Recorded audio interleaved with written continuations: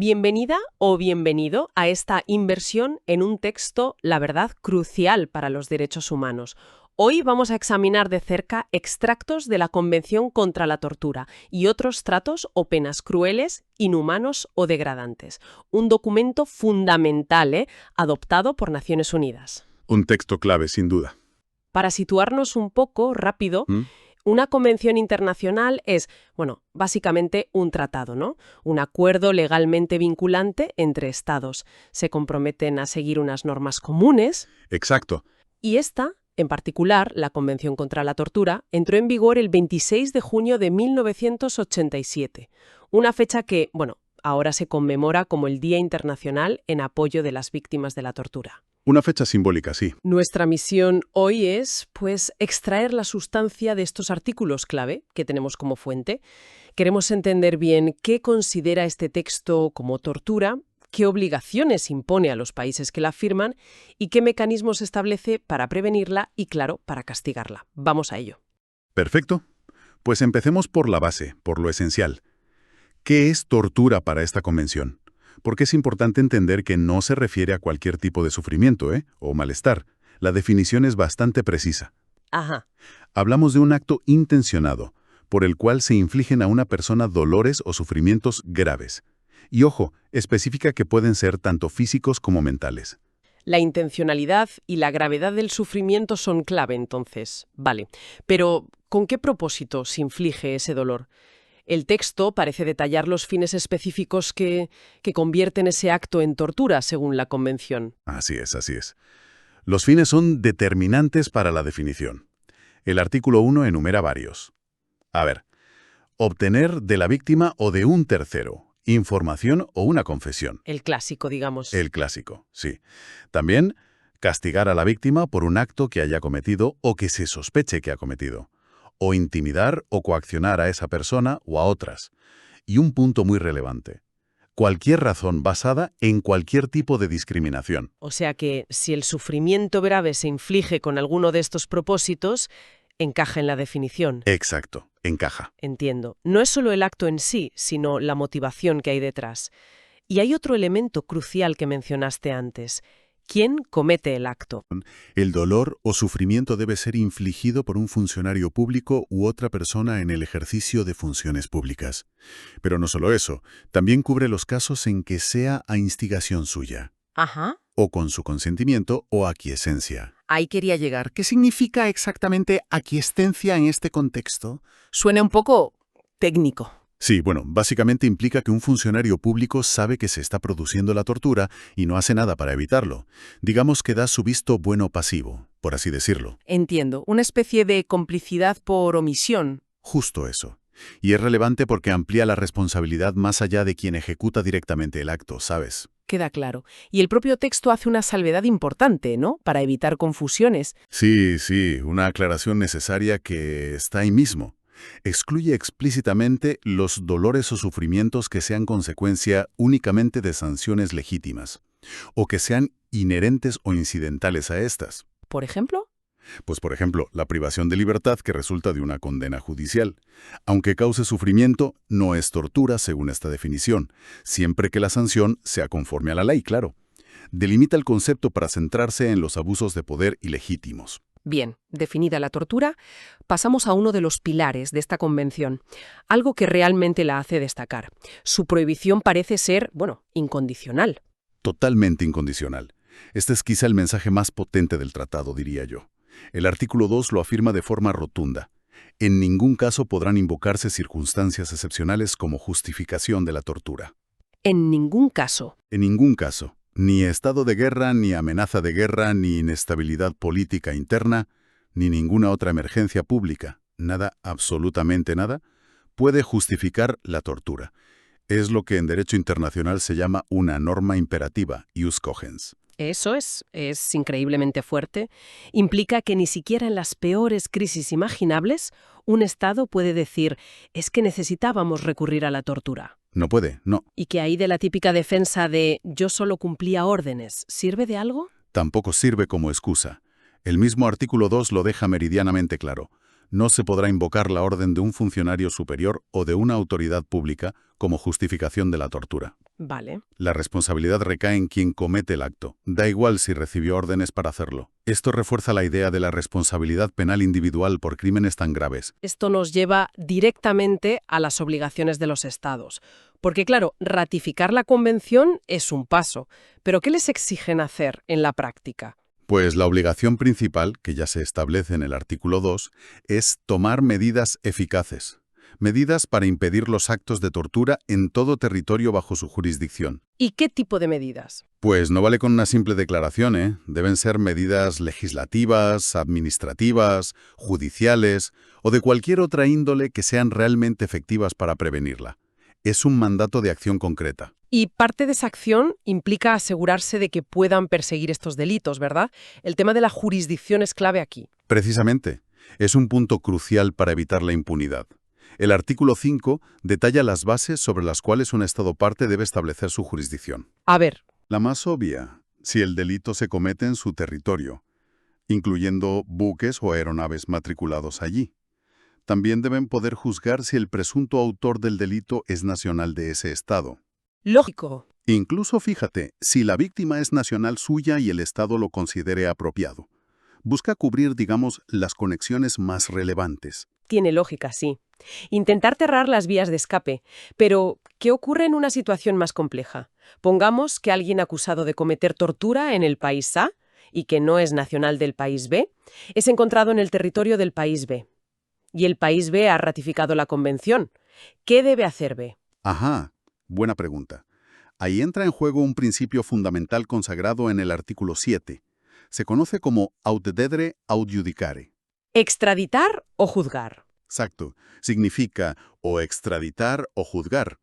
Si ese Estado parte, el país B en tu ejemplo, no extradita al presunto responsable, quizás al país donde se cometió el delito, país A, o al país de nacionalidad del acusado, entonces tiene la obligación de someter el caso a sus propias autoridades competentes, para enjuiciarlo. O sea que no puede simplemente mirar para otro lado si encuentra a esa persona en su territorio, sino la entrega a otro Estado que la reclama para juzgarla, debe asumir la responsabilidad de investigarla y, si procede, juzgarla ella misma. Exactamente.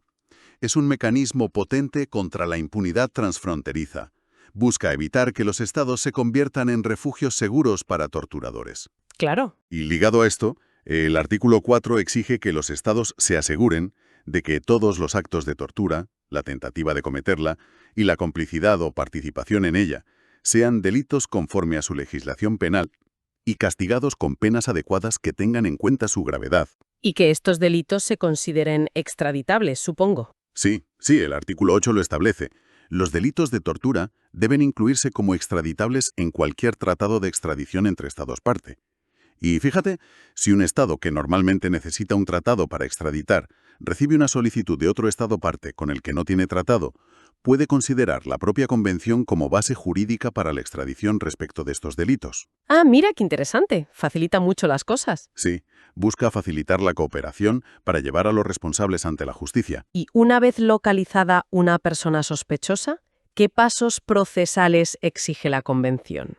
Bueno, el artículo 6 indica que el Estado donde se encuentra la persona debe detenerla o tomar otras medidas para asegurar su presencia, siempre conforme a su legislación, claro, y si las circunstancias lo justifican. Debe iniciar de inmediato una investigación preliminar de los hechos. Vale. Y es fundamental que notifique sin demora a los Estados interesados, como el de nacionalidad del detenido, el de la víctima o donde se cometió el delito. Y muy importante, que garantice el derecho del detenido a comunicarse inmediatamente con el representante consular de su Estado. Y, por supuesto, garantizar un juicio justo, imagino. Por supuesto. El artículo 7 lo subraya. A la persona procesada se le deben garantizar todas las garantías de un trato justo en todas las fases del procedimiento, las mismas que se aplican para cualquier delito grave según la ley de ese Estado. Hemos hablado de definición, de prohibición absoluta, de persecución del delito, pero la Convención también pone mucho énfasis en la prevención, ¿no es así? En evitar que la tortura siquiera llegue a ocurrir. Efectivamente. Y esta es una parte que, a veces, quizás recibe menos atención, pero es fundamental. Los artículos 10 y 11 detallan obligaciones preventivas muy concretas. Lo interesante aquí es el enfoque proactivo que exige a los estados. ¿Qué tipo de medidas concretas exige? ¿Cómo cuáles? Pues, por ejemplo, el artículo 10 obliga a cada estado parte a incluir educación y formación completa sobre la prohibición de la tortura, y esto en la capacitación de todo el personal que pueda estar involucrado: policía, militares, personal médico, funcionarios, cualquiera que pueda participar en la custodia, interrogatorio o tratamiento de detenidos. O sea, no basta con la ley escrita. Hay que asegurarse de que quienes tienen poder sobre personas privadas de libertad entiendan a fondo qué es la tortura, por qué está prohibida y las consecuencias que tiene. Exacta. Va más allá de la simple prohibición en un papel. Se trata de integrar activamente esta prohibición en la cultura y en la práctica de las instituciones. Claro. Y no solo formación, ¿eh? El artículo 11 exige que cada estado mantenga sistemáticamente en examen las normas, las instrucciones, los métodos y las prácticas de interrogatorio, y también las disposiciones para la custodia y el tratamiento de las personas detenidas o presas en su jurisdicción. Una revisión constante. Una revisión constante. El objetivo explícito es prevenir cualquier caso de tortura. Es una obligación de autovigilancia y de mejora continua, digamos. Tiene todo el sentido. No es suficiente con tener buenas leyes si las prácticas sobre el terreno no se supervisan y corrigen. Esto nos lleva a pensar en las víctimas. ¿Qué dice la Convención sobre sus derechos? Pues les dedica una atención específica y crucial. El artículo 13 garantiza que toda persona que alegue haber sido sometida a tortura, en cualquier territorio bajo jurisdicción de un Estado parte, tiene derecho a presentar una queja ante las autoridades competentes de ese Estado. El derecho a denunciar. Exacto. Y esas autoridades tienen la obligación de proceder a una investigación pronta e imparcial de la denuncia. No puede quedarse en un cajón. Y proteger a quien denuncia es vital para que este derecho sea efectivo, me imagino. Si no, el miedo. Fundamental. El mismo artículo lo exige. Pide que se tomen medidas para asegurar que el denunciante y los testigos estén protegidos contra malos tratos o intimidación como consecuencia de la queja o del testimonio. Sin esta protección, claro, el miedo a represalias silenciaría a muchas víctimas. Totalmente. Y en términos de reparación por el daño sufrido. El artículo 14 es claro. Cada Estado parte debe garantizar en su sistema jurídico que la víctima de un acto de tortura obtenga reparación y que tenga derecho a una indemnización justa y adecuada. ¿Solo dinero? No, no solo dinero. Es importante destacar que esto incluye explícitamente los medios para una rehabilitación lo más completa posible. Hablamos de atención médica, psicológica, social, lo que haga falta. No se trata solo de una compensación económica. Eso es muy importante. Sí, la idea de rehabilitación integral. ¿Y si la víctima fallece a causa de la tortura? En ese caso, las personas a su cargo tendrán derecho a indemnización, y el artículo aclara que estas disposiciones no afectan a otros derechos a indemnización que puedan existir conforme a las leyes nacionales. Busca establecer un estándar mínimo, digamos. Hay otro punto sobre las víctimas, o más bien sobre el proceso judicial, que siempre genera debate. ¿Qué pasa con las pruebas obtenidas mediante tortura? ¿Se pueden usar? Es una regla fundamental para la integridad de la justicia, establecida en el artículo 15. Estipula que ninguna declaración que se demuestre que ha sido hecha como resultado de tortura podrá ser invocada como prueba en ningún procedimiento. Ninguna. Ninguna. Suena lógico, pero es una salvaguarda esencial contra los abusos. Sin excepciones. Solo una, muy específica. Esa declaración sí podría usarse contra la persona acusada de haber cometido la tortura, como prueba de que esa declaración se obtuvo precisamente mediante tortura. Ah, vale. Pero nunca como prueba de culpabilidad contra la persona que fue torturada o contra un tercero en otro asunto. Es una regla de exclusión potente. Entendido. La Convención se centra en la tortura, pero creo que también aborda otros actos que, sin llegar a esa definición estricta, son igualmente preocupantes. Correcto. El artículo 16 amplía el ámbito de protección. Obliga a cada Estado parte a prohibir en cualquier territorio bajo su jurisdicción otros actos que constituyan tratos o penas crueles, inhumanos o degradantes, aunque no lleguen a ser tortura tal como se define en el artículo 1. Ajá. Eso sí, siempre y cuando estos actos sean cometidos por un funcionario público u otra persona actuando en funciones oficiales, o por instigación o con su consentimiento o aquiescencia. Vuelve a aparecer esa idea. O sea, reconoce que hay una gama de abusos inaceptables, aunque no todos alcancen el umbral de la tortura técnica, digamos, y también deben ser prevenidos y prohibidos. Exactamente. Es una forma de asegurar una protección más amplia contra los malos tratos por parte de agentes estatales, o, bueno, con su connivencia. Y hablando de protección, hay un principio que es absolutamente vital, yo creo, para las personas que huyen de situaciones donde podrían ser torturadas: la no devolución. El principio de non-refoulement es una piedra angular del derecho internacional de los refugiados y de los derechos humanos, y está consagrado de forma explícita en el artículo 3 de esta convención. ¿Y qué dice exactamente? Pues prohíbe a los estados parte expulsar, devolver, o sea, retornar o extraditar a una persona a otro estado cuando haya razones fundadas para creer que estaría en peligro de ser sometida a tortura allí. Razones fundadas. ¿Y cómo se determina ese peligro? ¿Cómo sabe un Estado si hay riesgo? Buena pregunta. Las autoridades competentes deben tener en cuenta todas las consideraciones pertinentes, incluyendo si procede la existencia en el estado de destino de un cuadro persistente de violaciones graves, flagrantes o masivas de los derechos humanos. Es una evaluación individualizada del riesgo, pero con un mandato claro. Si el riesgo existe, la persona no puede ser devuelta. Es una salvaguarda crucial de verdad. Vital, sí. Para ir cerrando ya el análisis de los mecanismos del texto, también se menciona la necesidad de cooperación entre los Estados, ¿no? Lógico, claro. Dado que la tortura puede tener dimensiones transnacionales, el artículo 9 establece que los Estados partes se prestarán la más amplia asistencia posible en relación con los procedimientos penales relativos a los delitos de tortura. Esto incluye el suministro de todas las pruebas necesarias que obren en su poder. La cooperación es esencial para que la justicia funcione más allá de las fronteras. Y bueno, como es habitual en los tratados, hay disposiciones sobre cómo funciona el propio tratado. Enmiendas, posibilidad de retirarse, esas cosas. Sí, prevé mecanismos para su modificación mediante enmiendas propuestas por los Estados parte. Y también contempla que un Estado pueda denunciar la Convención, o sea, retirarse de ella, notificándolo al Secretario General de la ONU. Esa denuncia, sin embargo, no surte efecto hasta un año después de la notificación. ¿Un año de margen? Eso es. Y contiene una cláusula importante que dice que la Convención no afectará a otras obligaciones internacionales o leyes nacionales que sean más favorables a la protección de las personas. Siempre prevalece la norma más protectora. Muy bien. Pues creo que hemos recorrido los puntos clave de estos extractos. Si intentamos destilar la esencia, ¿qué nos llevamos? Pues que la Convención contra la Tortura dibuja un marco internacional muy robusto, muy contundente. Define la tortura con precisión, la prohíbe de forma absoluta y sin fisuras, sin excepciones posibles, y establece un catálogo detallado de obligaciones para los Estados. Sí, Deben prevenirla activamente. Formación, revisión de prácticas. Investigarla si hay denuncias. Castigarla penalmente.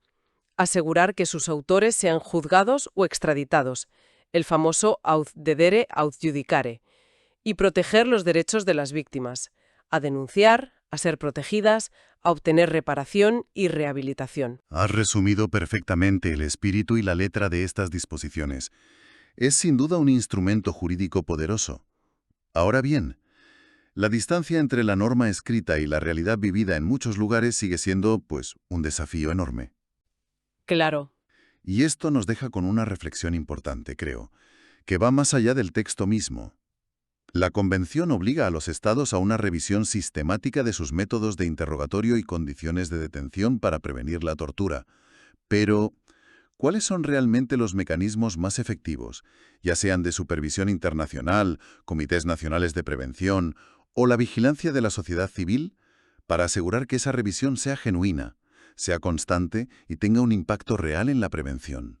Buena pregunta. ¿Cómo se puede verificar y presionar para que esa obligación de revisar sistemáticamente no se quede en una mera formalidad burocrática? Ahí queda la pregunta, ¿no? Pensando en cómo cerrar esa brecha entre la promesa de la Convención y la protección efectiva de las personas.